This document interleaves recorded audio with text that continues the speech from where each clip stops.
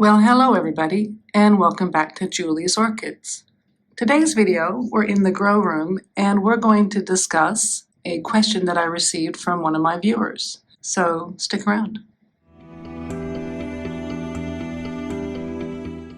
Alright guys, so as I mentioned earlier, we're in the grow room, and we're going to be filming in the grow room, so you might hear some fans running.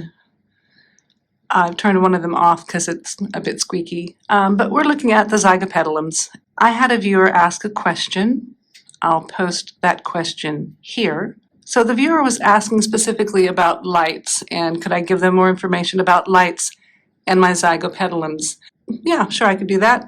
I pretty well have a video on my lighting, and I'll put a card up in the corner, but I'll discuss lighting in specifically and how I use the lighting in my shelf spacing in regards to Zygopetalums and why. So let's begin with my light bars. I recently have been replacing my old light bars with newer light bars, and these are full spectrum white grow lights made by Intro Grow. They're about, I think, 110 centimeters long, something like that, and they are 42 watts. They put out the full spectrum of white light, which I believe plants need the full spectrum, not just the blue and the red, but also the green and yellow spectrums. The seedlings really use those, so that's why I use full spectrum white light. And the brand that I use is called Intro Grow. Again, I've got a video specifically on that, and I've placed a card earlier. So we'll kind of take a closer look at the Zygos and the shelves and what I'm using and why. Okay, so I use the IKEA Ivar shelves. I'm not affiliated with IKEA. I'm not sponsored with IKEA, nor am I sponsored or affiliated with Intro Grow grow lights. These are what I use. The reason I use them is because those use less wattage than the previous grow lights I had, and the previous grow lights I had used 80 watts for 52 centimeter length. These ones use 42 watts for 110 centimeter length. So math, that's money savings right there, and that's why I switched to this brand of lights. IKEA Ivar shelves. Why do I use them? I like the way they look. They're not super expensive. They're adjustable. You can see the support shelves, so you can adjust specific to your needs what height you want your shelves to be. They're also fairly easy to hack. I created a corner. Actually, I paid someone, my friend Ryan, to create a corner IKEA shelf since they no longer make the corner units, or if they do, they're not available in Australia. But I like them because I can adjust the height between the shelves. And as you can see, I have some shelves that have less height between them because the orchids don't need as much height. And I've got different lights in those for different kinds of plants.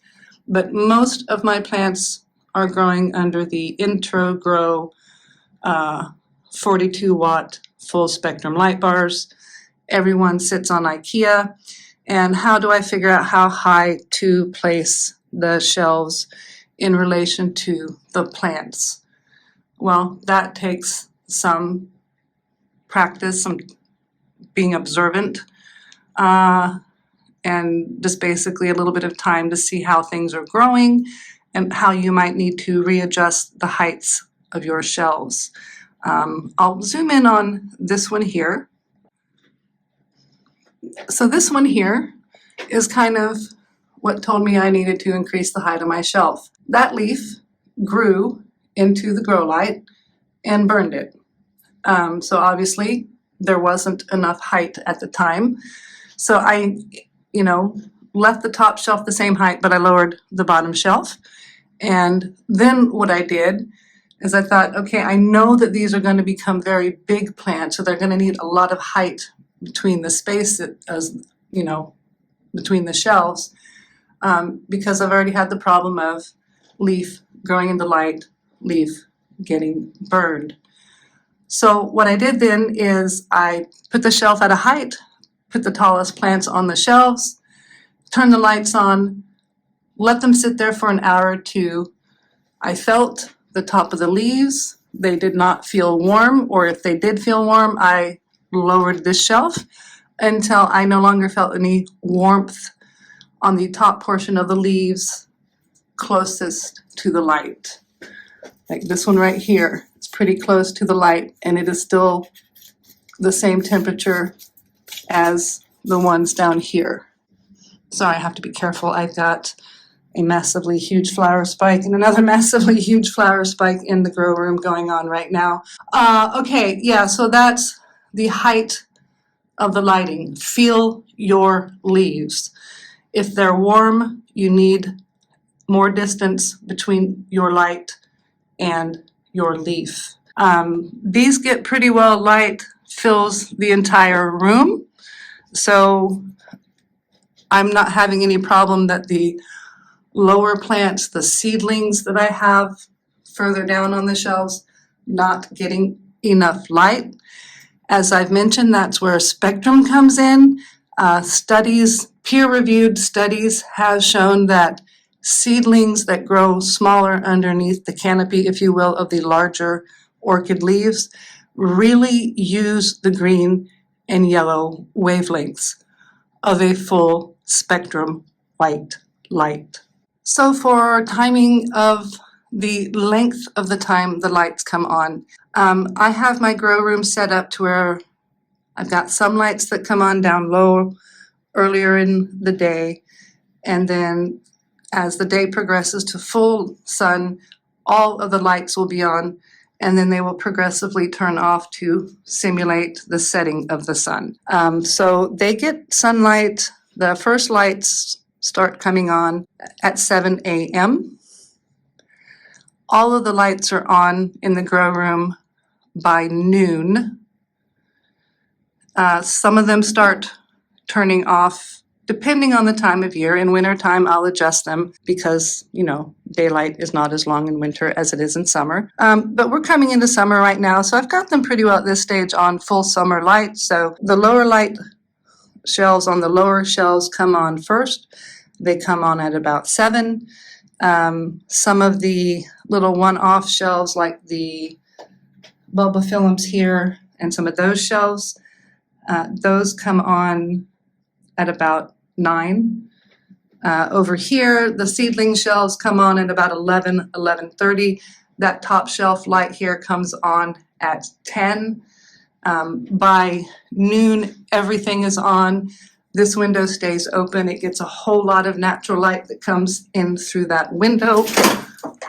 Sorry, I've just knocked over my mount stand light. And then everything will be off right now in summertime, 7 a.m. to about 8:30 or 9 p.m.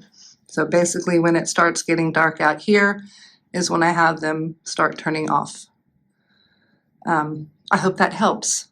Okay, so the lighting for my Zygopetalums explained. Now, I think specifically for you, what you really need to look out for is to make sure that your Zygopetalum leaves don't grow up into the lights, that there is enough space between the light and your leaf, that the leaf does not feel hot. Yes, LED lights can burn your leaves. Not as easily as sun, but they do still get warm and they still can burn the leaves, particularly if they come into direct contact with them.